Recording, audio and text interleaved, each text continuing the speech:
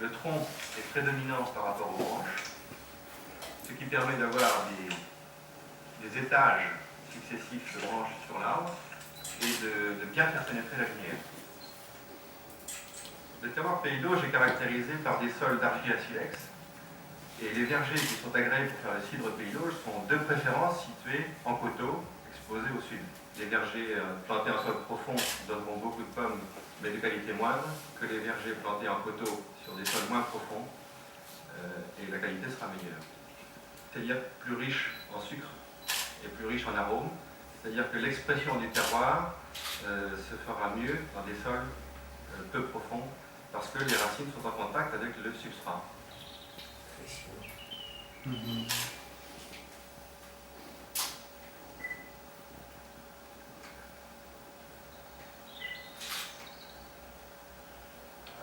sommes au 25 avril. C'est quand même un moment euphorique, toute la partie de floraison. J'aime bien ce petit vent-là, parmi les vergers. Le pollen va se déplacer d'un vent d'arbre pour venir dans chaque pistil de chaque fleur. Et puis, les abeilles vont pouvoir aller de fleur en fleur. Et donc là, promenant le pollen un petit peu partout, donc ils vont faciliter donc toute la pollinisation et donc ce qu'on appelle la noison.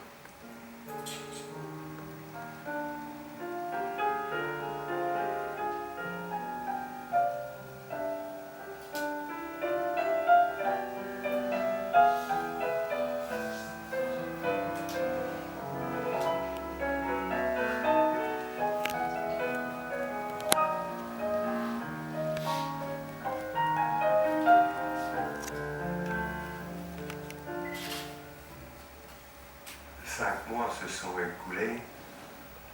Tous nos pommiers sont porteurs de milliers de pommes. Toute la Normandie, tous nos agriculteurs, les producteurs de cidre, tout le monde va se lancer dans la récolte des pommes.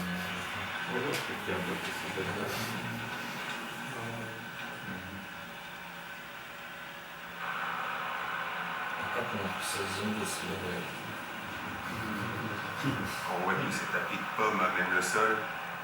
Quand 30% des pommes sont à peu près tombées au sol, on est à peu près certain de leur maturité. Il suffira donc de les secouer un petit peu pour faire descendre les pommes restantes. Mais il est facile de se rappeler comment nos anciens procédaient. La pomme coupée en deux, on apercevait le pépin noir, la pomme est mûre. Смотрите, как здорово все соединяется.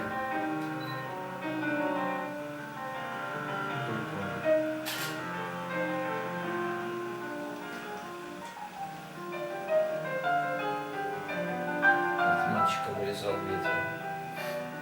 La saison de brassage commence vers le 15 septembre et va se terminer vers le 15 décembre. Les fruits que nous brassons ici, environ 10 000 tonnes chaque année, viennent des producteurs de la région qui sont situés dans un rayon de 15 à 20 km autour de la cidrerie. La cidrerie de Pont-l'Évêque brasse principalement des fruits d'appellation Calvados Pays d'Auge. Donc il y a les pommes douces amères qui sont les principalement représentées, les pommes douces, les pommes amères et les pommes acidulées. Donc les fruits sont déversés sur les silos et ils sont repris par un canal d'eau qui va avoir le mérite de les nettoyer déjà, de séparer les feuilles, les herbes, d'éliminer les cailloux dans les regards. Alors, ce sont deux pressoirs hydrauliques qui brassent à peu près 10 tonnes heure. Donc là se passe l'extraction du jus, évidemment. Et ensuite, ce jus va être mis à fermenter pour transformer tout le sucre en alcool, obtenir un cidre sec, dans l'optique de faire du calvados. Alors, à la fin de la fermentation, nous soutirons les cidres, de façon à enlever les lies, et nous mettons le jus dans une cuverie de conservation en attendant la distillation, qui elle reprendra à partir du mois de janvier.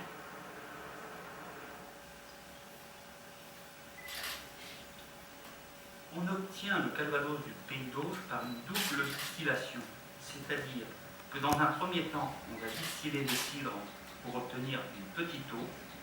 Ensuite, on va repasser cette petite eau pour obtenir le calvados. La première opération consiste donc en la distillation des cidres. On charge 2500 litres de cidre dans la chaudière que l'on porte à ébullition. Les vapeurs montent dans le chapiteau. Ce dernier a cette forme particulière pour piéger les vapeurs les plus lourdes et laisser passer les plus légères. Celle-ci passe dans le col de cygne et traverse le feu de cidre, qui est une réserve de cidre en attente de distillation. Ensuite, les vapeurs se condensent dans le réfrigérant. C'est la petite eau. On répète l'opération une seconde fois afin d'obtenir du calvados titrant 70% d'alcool. Selon ce procédé, pour 1 litre de calvados on utilise 14 litres de cidre, l'équivalent de 20 kg de pommes.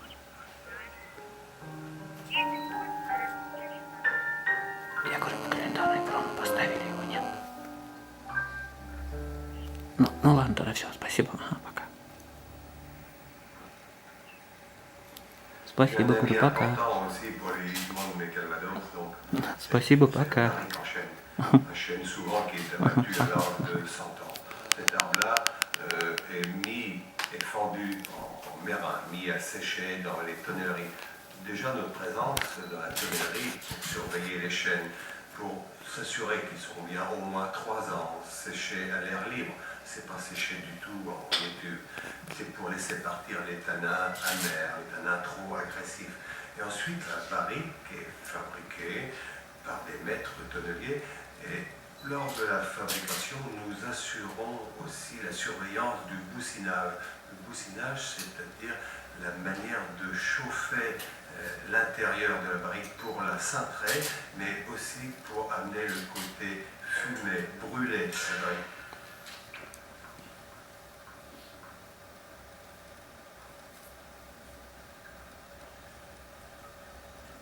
Nous trouvons dans un de nos chais, nous en disposons de 5,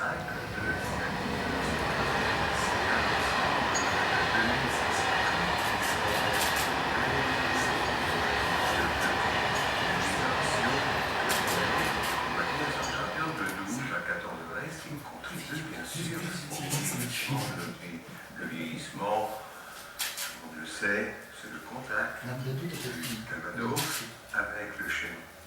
Le calvados, qui était incolore à la sortie de l'alambic, on le retrouve brun clair dans la bouteille. Ce sont les années passées dans les barriques en chêne. Le chêne libère progressivement son tanin au calvados.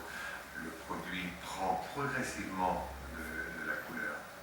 Ce qu'on ressent ici, c'est l'évaporation, même si la barrique est étanche.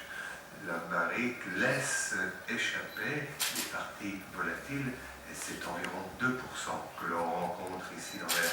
Ah, cette part-là, c'est vrai, elle est appelée par tout le monde la part des anges.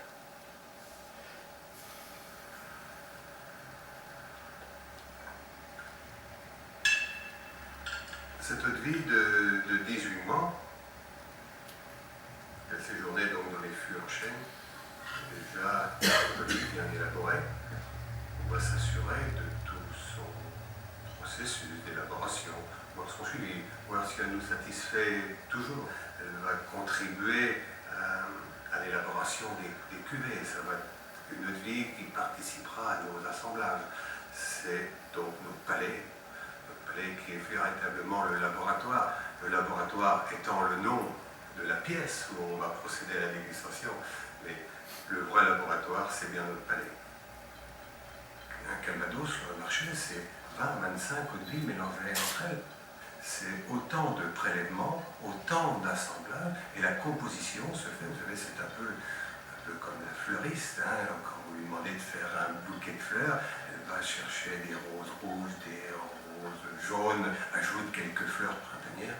Vous savez, on est exactement dans la même chose, dans la composition d'une cuvée, de par les assemblages, et là, on est satisfait à la fin d'avoir un joli bouquet. 40% de notre chiffre d'affaires est réalisé en France et est 60% à l'exportation. C'est-à-dire dans plus de 60 pays. Depuis quelques années, une croissance de nos ventes se fait aussi en Scandinavie, en Hollande, en Suisse et aussi en Belgique. On est présent à Hong Kong, on est présent en Afrique du Sud, aussi au Canada, en Australie. Mais il ne faut pas oublier l'Allemagne, qui est quand même le deuxième gros marché tout de suite après la France. La fine Calvados Père Magloire, les jeunes l'ont bien compris. Ils l'associent déjà depuis de nombreuses années avec du tonique. C'est des altérances et les parfums de pommes se dégagent généreusement. On peut aussi, en versant quelques glaçons dans le fond de votre verre, et le Calvados qui vient tomber dessus, c'est toute la fraîcheur d'un apéritif.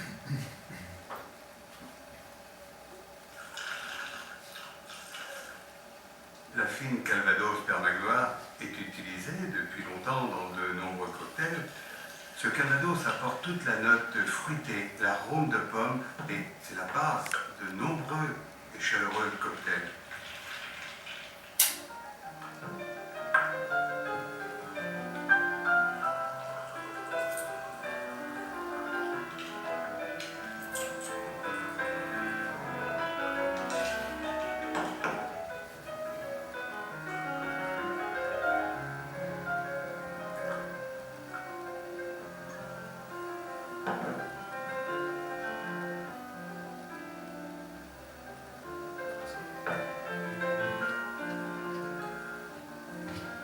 Si quelquefois le Calvados vient vous surprendre au milieu du repas pour libérer toutes ses vertus digestives, on l'appelle chez nous le trou normand.